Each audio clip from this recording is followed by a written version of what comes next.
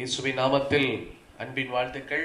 நாளிலும் உங்களை பார்ப்பது எனக்கு மிகுந்த மிகுந்த சந்தோஷத்தை தருகிறது.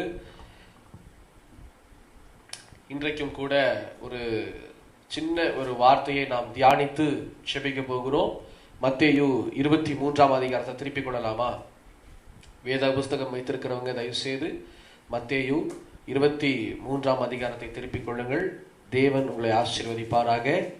மத்தேயு 23ஆம் அதிகாரம் 23 மற்றும் 24 இந்த வசனத்தை வாசிக்க கேட்கலாம். மத்தேயு 23ஆம் அதிகாரம் 23வது வசனம்.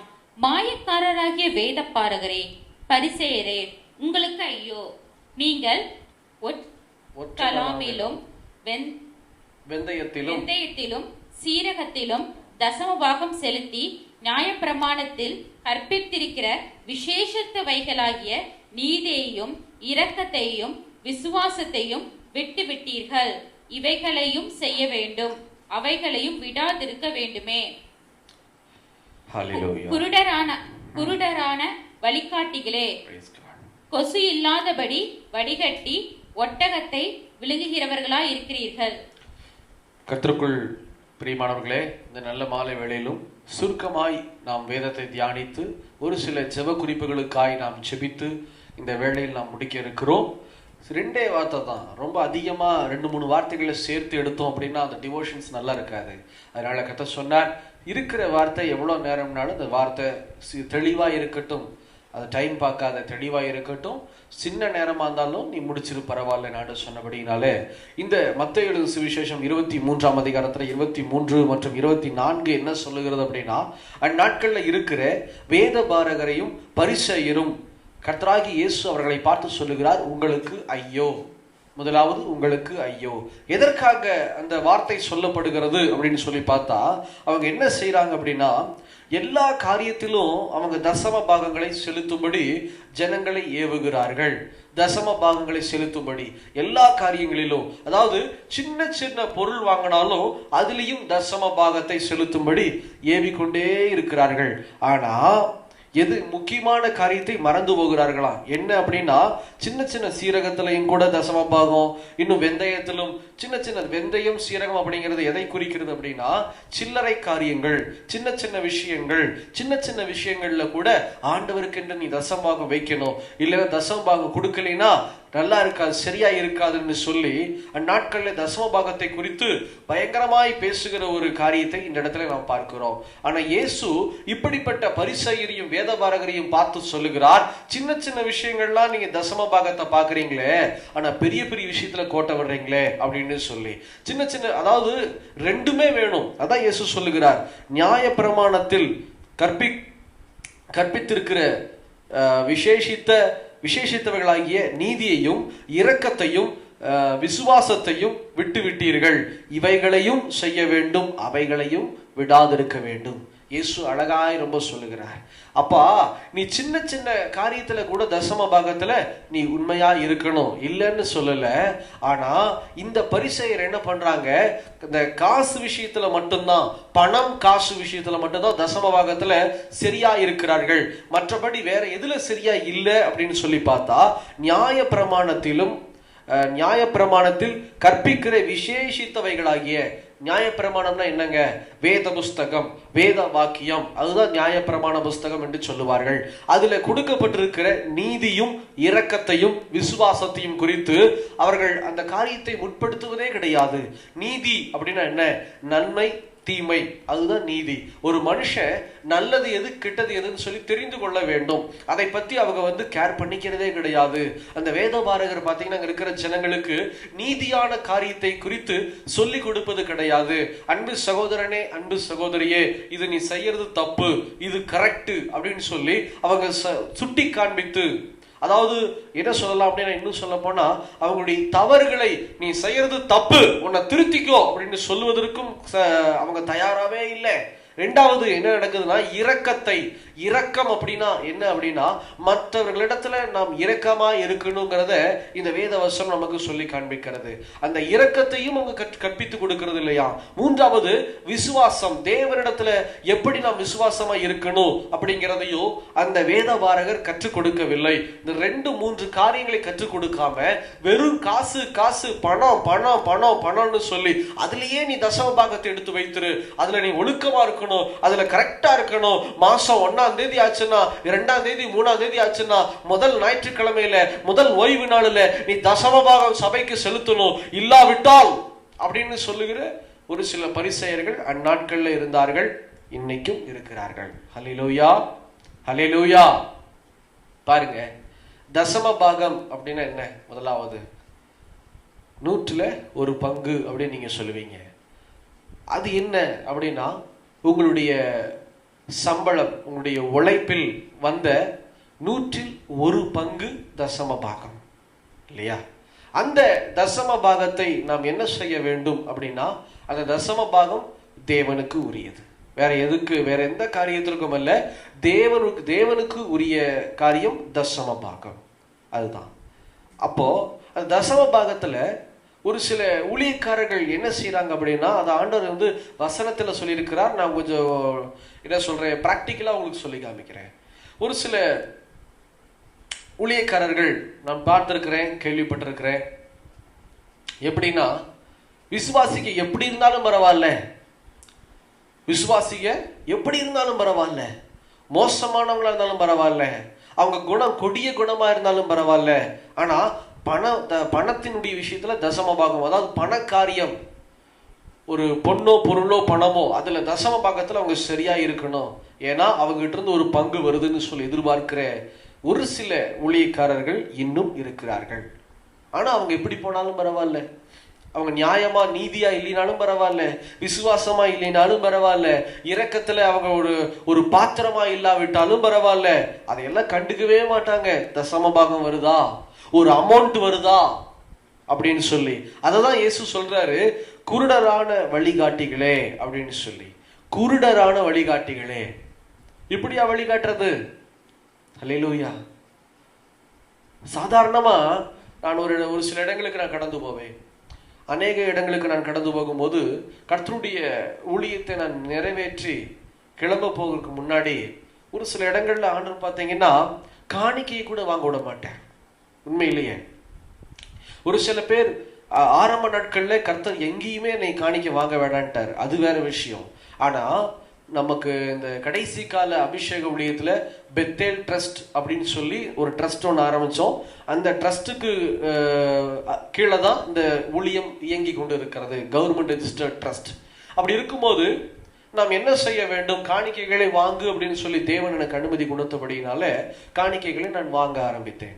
எந்தெந்த இடங்கள்ல நான் கடந்து செல்லுகிறேனோ, ஊழியத்திற்காக கடந்து செல்கிறேனோ, அவர்கள் கொடுக்கிற காணியத்தை நான் விருப்பத்தோடு ஆசையோடு நான் ஜெபம் பண்ணி அதை நான் பெற்றுக்கொள்ளுகிறேன், மனப்பூர்வமாய் பெற்றுக்கொள்ளுகிறேன்.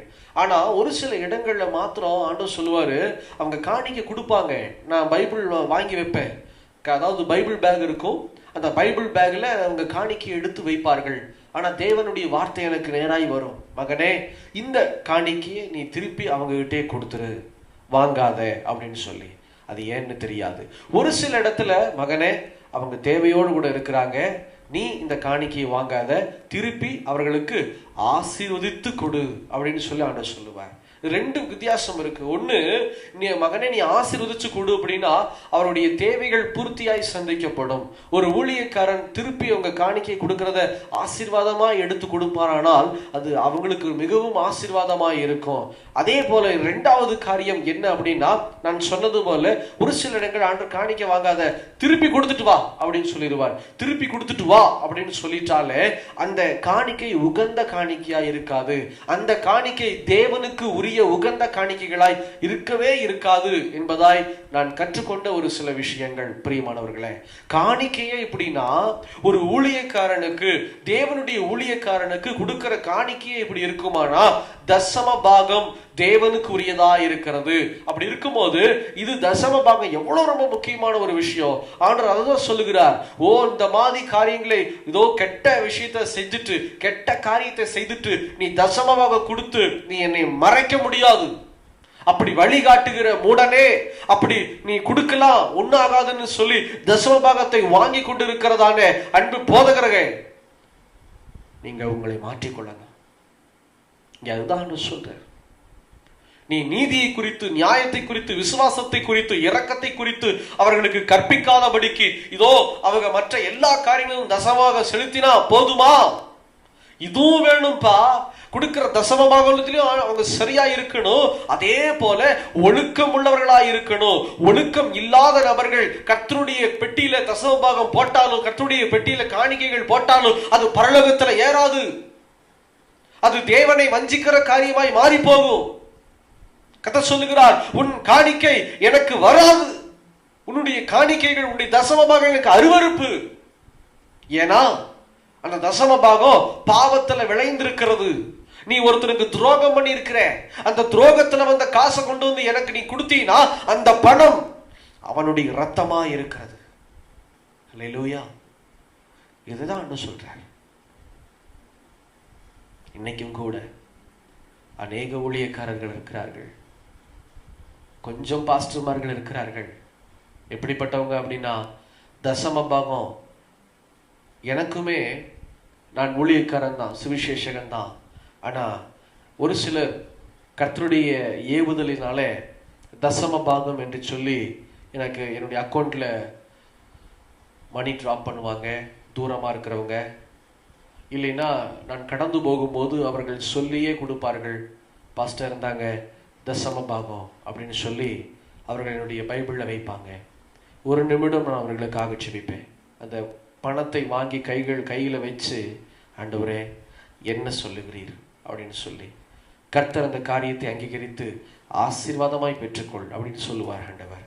அவர்களுக்காக நான் ஜெபிப்பது என்னுடைய வழக்கம். அதை பெற்றுக்கொண்டு அந்த கர்த்தருடைய காரியங்களுக்கு நான் வைப்பேன். தசம பாகத்தை நான் கர்த்தர் என்னை எப்படி பிரயோஜனப்படுத்த சொல்லுகிறாரோ அந்த காரியத்துக்கு நான் பிரயோஜனப்படுத்துவேன். அவர்களுடைய கைகளும் ஆசீர்வதிக்கப்பட்டு கொண்டே இருக்கும். அல்லேலூயா. ஆனா இன்னும் ஒரு சிலர் இருக்கிறாங்க. எப்படின்னா, வந்தா போதும் தசம பாகம். அப்படி இருக்கக்கூடாது பிரியமானவர்களே. இன்னைக்கு சின்ன வார்த்தை தான், ஊழியக்காரர்களுக்கு மாத்திரமல்ல, இந்த வீடியோவை பார்த்து கொண்டிருக்கிற ஒவ்வொரு விசுவாசிகளுக்கும் நான் சொல்லுகிறேன், உங்க கைகள் சுத்தம் இல்லைன்னா அந்த அசுத்தமான கைகள்ல இருந்து எடுத்து உங்க காணிக்கைகளையும் தசம பாகங்களையும் ஊழியக்காரருக்கோ இல்ல கர்த்தருடைய பெட்டியிலையோ போற்றாதீங்க. அது உங்களுக்கு ஆசீர்வாதம் கொடுக்கவே கொடுக்காது. நீங்க போட்டாலும் நீங்க கொடுத்தாலும் உங்களுக்கு ஆசீர்வாதம் வராது. ஏன்னா இதோ நியாயப்பிரமாண புஸ்தகத்தில் எழுதியிருக்கிற வண்ணமாய் நீதியின்படி நீங்க நடக்கவில்லையே, இரக்கத்தை மற்றவர்களுக்கு நீங்க காண்பிக்கவில்லையே, விசுவாசம் உங்களிடத்துல கொஞ்சம் கூட இல்லையே. அப்படி இருக்கும்போது விசுவாசம் இல்லாம, நீதி இல்லாம, இரக்கம் இல்லாம, நியாயப்பிரமாண வசனத்தினுடைய ஒரு துளி கூட உங்க இருதயத்தில் இல்லாதபடிக்கு உங்க கைகளில் இருந்து வரக்கூடிய தசம பாகங்களோ இல்ல காணிக்கைகளோ கர்த்தரை திருப்தி பண்ணுமா? பண்ணவே பண்ணாது. கர்த்தரை மறைக்க முடியாது. நான் அடிக்கடி எல்லா இடங்களிலும் நான் சொல்வது உண்டு. என்ன தெரியுமா? என் இயேசு ராஜாவை நீங்கள் ஒருபோது பணத்தை கொடுத்து விலைக்கு வாங்க முடியாது. ஒரு ஊழியக்காரன் நீங்க பணத்தை கொடுத்து விலைக்கு வாங்கிடலாம், ஆனா இயேசுவை பணத்தை கொடுத்து விலைக்கு வாங்க முடியாது. இயேசு கிறிஸ்துவிட்ட பொன்னை காண்பித்து அவருடைய கண்களை மறைத்து விட முடியாது. நான் நிலத்தை கொடுக்கிறேன், 1 கோடி கொடுக்கிறேன், செல்லுபடி ஆகாது. என்ன செல்லுபடி ஆகும் தெரியுமா? உங்க ஒழுக்கமுள்ள ஒரு வாழ்க்கை. உங்க வாழ்க்கையில நீதி இருக்கிறதா? நியாயம் செய்கிறீர்களா? மற்றவரிடத்துல இரக்கம் பாராட்டுகிறீர்களா? விசுவாசமா இருக்கிறீர்களா? நீதி, அதை குறித்து நான் ஏற்கனவே சொல்லினேன். அதாவது நன்மை தீமை, நன்மை எது தீமை எது அப்படின்னு சொல்லி யோசனை செய்து உங்க வாழ்க்கையில உங்க காலடிகளை எடுத்து வைக்கிறீர்களா? யோசனை பண்ணி பாருங்க பிரியமானவர்களே. மற்றவர்களுக்கு நான் இடரல் உண்டாக்குகிற வாழ்க்கையில நான் இருக்கிறேனா? யோசனை பண்ணி பாருங்க. மற்றவங்களுக்கு நான் தீமை செய்து கொண்டு இருக்கிறேனா? மற்றவங்களுக்கு நான் துரோகம் செய்யறேனா? மற்றவங்களுக்கு நான் நன்மை செய்கிறேனா அப்படின்னு சொல்லி யோசனை செய்து உங்களை திருத்தி கொண்டு அதுக்கப்புறமா தசம பாகங்களையும் காணிக்கைகளையும் கர்த்தருக்கென்று அர்ப்பணியுங்கள். தேவன் உங்கள் காணிக்கைகளை அங்கீகரித்து உங்களை ஆசீர்வதிப்பார், உங்களை உயர்த்துவார். ஏன்னா மல்கியா அதிகாரத்துல தேவன் சொல்லியிருக்கிறார், வானத்தின் மதில்களை திறந்து நான் உன்னை ஆசீர்வதிக்க மாட்டேனோ என்று நீ சோதித்து பார். எதுல? தசம பாகத்தை கொடுக்கும் போது. அல்லேலூயா. கர்த்தர் உங்களை ஆசீர்வதிப்பார். இரண்டாவதா அவர் என்ன சொல்றாரு? இரக்கம். இரக்கம்னா என்னங்க? மற்றவர்களிடத்துல நாம் இரக்கம் காண்பிக்கிறவர்களா இருக்கணும். எடுத்தெறிஞ்சு பேசக்கூடாது. எப்ப பார்த்தாலும் எரிச்சலாய் பேசக்கூடாது. எதை குறித்து மற்றவர்கள் வாஞ்சிக்கிறார்களோ அந்த காரியத்தை நாம் உணர்ந்து என்ன செய்யணும்? இரக்கமுள்ள இருதயத்தோடு நாம் வாழ வேண்டும். அந்த இரக்கம் இருக்கா? இயேசு இரக்கமுள்ளவராய் இருந்தார். ஒவ்வொருவருக்கும் அவர் இரக்கமுள்ளவராய் இருந்தார். பாவம் செய்த ஒரு மனுஷியை தூக்கி கொண்டு வந்து இயேசு கிறிஸ்துவனுடைய பாதத்தில் தூக்கி போட்டார்கள்.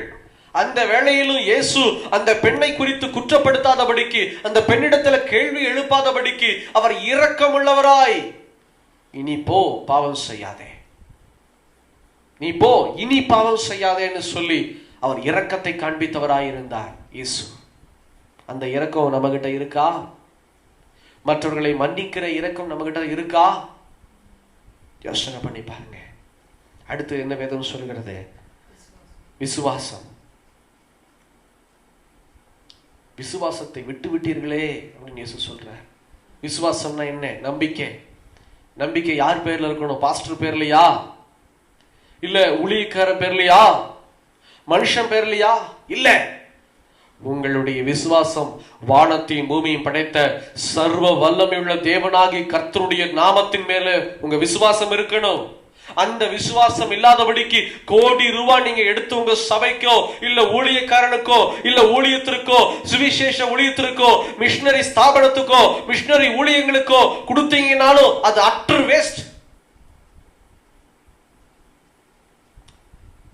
அது வேஸ்ட்.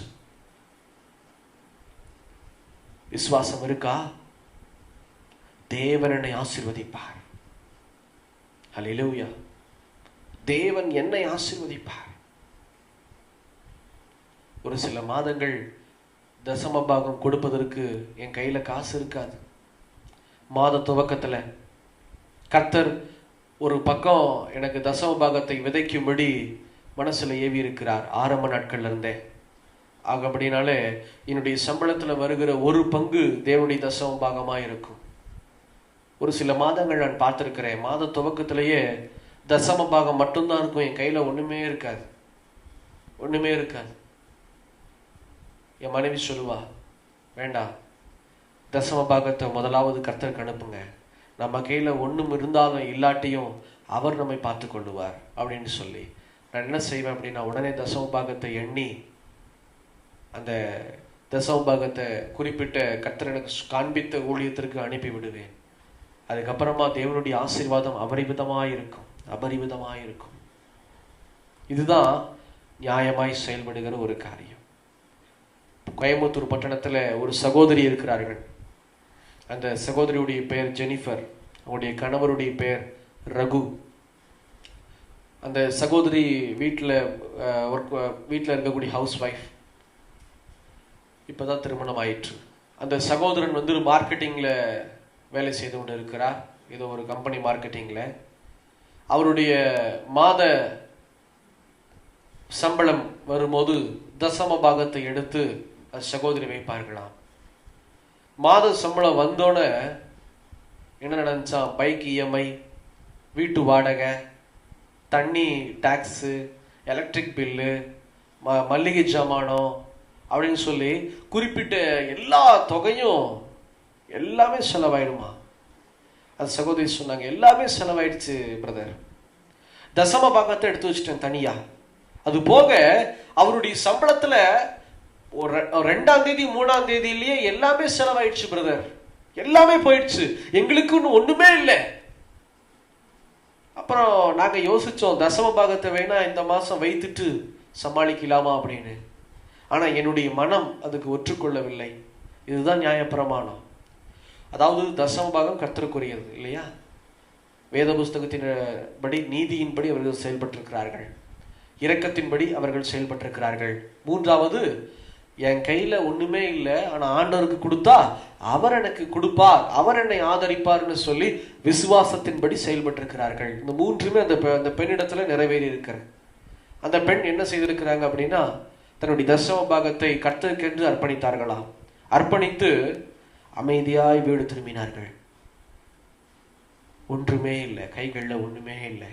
கர்த்தர் அதை பார்த்தார்.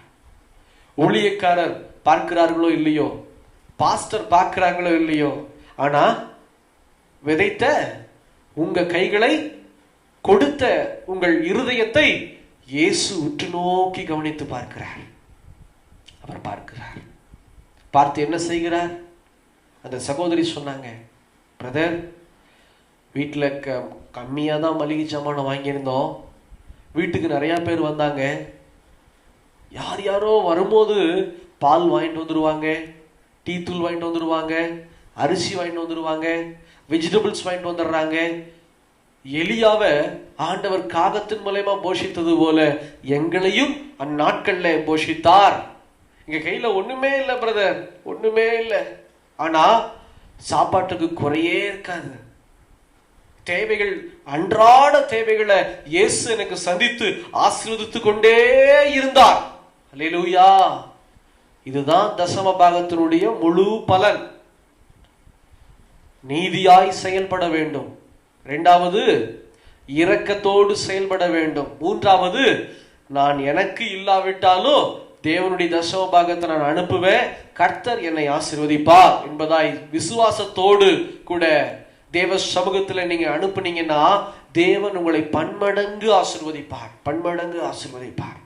ஒவ்வொரு மாதமும், இந்த மாசம் கொஞ்சம் லேட் ஆயிட்டு இருக்கு எனக்கு தசமபாகம் அனுப்புறதுக்கு, நான் அனுப்பிடுவேன், நான் விசுவாசமா இருக்கிறேன். ஆனா ஒவ்வொரு மாதமும் 1ஆம் தேதி ஆச்சு அப்படின்னா தசம பாகத்தை நான் அனுப்பினேன்னா, ஏன் இதை குறித்து நான் பேசுறேன் அப்படின்னா, நீங்கள் வேத வசனத்தின்படி வாழாதபடி, வசனத்தின்படி இல்லைன்னா உங்க தசம பாகம் வீண். அதான் நான் சொல்றேன். பணம் பணம் பணம்னு நான் பேச வரல. என் சகோதரனே, என் சகோதரியே, உன்னுடைய இதோ தசம பாகத்தை குறித்து, உன் காணிக்கை குறித்து நான் பேச வரவே இல்லை. வசனத்தின்படி நீ வாழாம நீ தசம பாகம் கொடுத்தீனா அது உனக்கு உபயோகமா இருக்காது. வசனத்தின்படி வாழாம நீ உன்னுடைய காணிக்கைகளை செலுத்த முன்வந்தாயானால் அது உனக்கு ஆசீர்வாதமா இருக்காது. அப்ப என்ன செய்யணும்? முதலாவது உன் வாழ்க்கை வசனத்துக்குள்ள இருக்கணும், இரக்கத்தின்படி இருக்கணும், நீதி நியாயத்தின்படி இருக்கணும், விசுவாசத்தோடு இருக்கணும். இம்மூன்றின்படி நீ வாழ்ந்திருப்பாயானால் அப்போதான் உன்னுடைய தசம பாகங்கள் அங்கீகரிக்கப்படும். தேவன் அதான் சொல்லுகிறாரு. இன்னைக்கு விழாவரியா அதான் சொல்றாரு, எப்பா உன் பணம் மட்டும் இல்லப்பா, உன் ஒழுக்கமும் வேணும். ஒரு பக்கம் ஒரு கண்ணு உன்னுடைய தசம பாகத்துடைய பணம் அப்படின்னா, இன்னொரு கண்ணு உன் ஒழுக்கமுள்ள ஒரு வாழ்வு. அல்லேலூயா. இது ரெண்டுமே இருந்துச்சுன்னா தேவன் என்ன செய்வார்? நம்மை ஆசீர்வதிப்பார். விசுவாசிக்கிறீங்களா? இனி என்ன செய்ய போறீங்க? இந்த மூன்றின்படி உங்க வாழ்க்கை இருக்கான்னு சொல்லி கவனித்து பாருங்கள். இல்லாவிட்டா இப்ப நீங்க அர்ப்பணிங்க, இயேசு உங்களை தொட விரும்புகிறார். கண்களை மூடி ஜெபிக்கலாமா? இரக்கத்தில் ஐஸ்வர்யம் உள்ள தேவனே, உம்மை துதிக்கிறோம், உம்மை ஸ்தோத்திரிக்கிறோம். ஆண்டவரே, இந்நாட்கள்ல இதோ ஆண்டவரே நாங்க பார்த்தோம், ஒரு சில வேதபாரகர், பரிசேயர் பணத்தை மாத்திரமே பார்த்து உள்ளான மனுஷனுடைய கிரியைகளை பார்க்காதபடிக்கு தசம பாகத்தையும் காணிக்கைகளையும் பெற்றுக்கொள்ளுகிறதை புணர்ந்தோம், பார்த்தோம். ஆனா ஆண்டவரே, ஊழியக்காரர்கள் நாங்கள் அப்படி இல்லாதபடிக்கு தேவனே உம்மை துதிக்கிறோம், உம்மை ஸ்தோத்திரிக்கிறோம். உம்முடைய வருகையில நாங்கள் பாத்திரமுள்ள ஒரு ஊழியக்காரராய் இருக்கும்படி தகப்பனே எங்களை அர்ப்பணிக்கிறோம். அதே போல விசுவாசிகளையும் அது கரத்தில் ஒப்பு கொடுக்கிறோம். தகப்பனே, அவர்கள் உற்று நோக்கி கவனித்து பார்க்கத்தக்கதாய் நியாயப்பிரமாண புஸ்தகத்தில் எழுதியிருக்கிற வண்ணமாய் நீதி குறித்து, இரக்கத்தை குறித்து, விசுவாசத்தை குறித்து விட்டு விடாதபடிக்கு எல்லாவற்றிலும் தேறினவர்களாய் இருக்கும் போது அவர்கள் கொடுக்கிற தசம பாகங்களும் அவர்கள் கொடுக்கிறதான அந்த காணி காணிக்கைகளும் கர்த்தராகிய இயேசு கிறிஸ்துவின் நாமத்தினாலே அங்கீகரிக்கப்படுவதாக, ஆசீர்வதிக்கப்படுவதாக. தேவனே, இதை நீர் ஏற்றுக்கொள்ளும். பன்மடங்கு இவர்களை ஆசீர்வதியோ, இவருடைய கைகளை இன்னும் திடப்படுத்தும், கைகளை பலப்படுத்தும் இயேசுவின் நாமத்தில். ஏன்னா அவர்கள் ஊழியத்திற்கு கொடுக்கல, சபைக்கு கொடுக்கல, இதோ சுவிசேஷ ஊழியத்திற்கு கொடுக்கல, மிஷனரி ஊழியத்திற்கு கொடுக்கல, அவர்கள் உமக்கு கொடுத்திருக்கிறாங்க, உமக்காக விதைத்திருக்கிறாங்கப்பா. அப்படி இருக்கும்போது அவர்கள் கைகளை நீர்தாமே ஆசீர்வதிப்பீராக இயேசுவின் நாமத்தினாலே. யாரெல்லாம் என்னோடு இணைந்து இந்த வசனத்தின்படி நான் வாழுவேன்னு சொல்லுகிறார்களோ, யாரெல்லாம் தங்களை அர்ப்பணிக்கிறார்களோ, ஒவ்வொருவரையும் தொடும், ஒவ்வொருவரையும் ஆசீர்வதியும், ஒவ்வொருவரையும் பலப்படுத்தும் இயேசுவின் நாமத்தில். நீர் அப்படி செய்வீர் என்பதாய் விசுவாசித்து இதோ இந்த வசனத்தை ஆண்டவரே உமக்கு நேராக ஏறெடுக்கிறோம். இந்த வசனத்தின்படி வாழ எங்களை தாழ்த்துகிறோம், அர்ப்பணிக்கிறோம். அது மாத்திரமில்ல, இந்த நாளிலும் ஆண்டவரே இந்த கொரோனா கொள்ளை நோயில பாதிக்கப்பட்டிருக்கிறதான ஒவ்வொரு குடும்பங்களுக்காக நாங்கள் செபிக்கிறோம். ஒவ்வொருவரையும் ஆசீர்வதிங்கப்பா.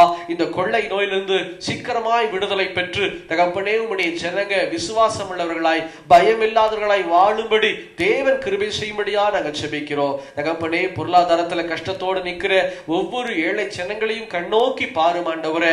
வறுமையில் இருக்கக்கூடிய, இதோ சாப்பாட்டுக்கு வழி இல்லாமல் இருக்கக்கூடிய, வேலை வாய்ப்புகளை இழந்து நிற்கிற, வியாபாரங்கள் தகப்பனே ஆசீர்வதிக்கப்பட முடியாமல் இருக்கிற ஒவ்வொருவரையும் கண்ணோக்கி பாரும்.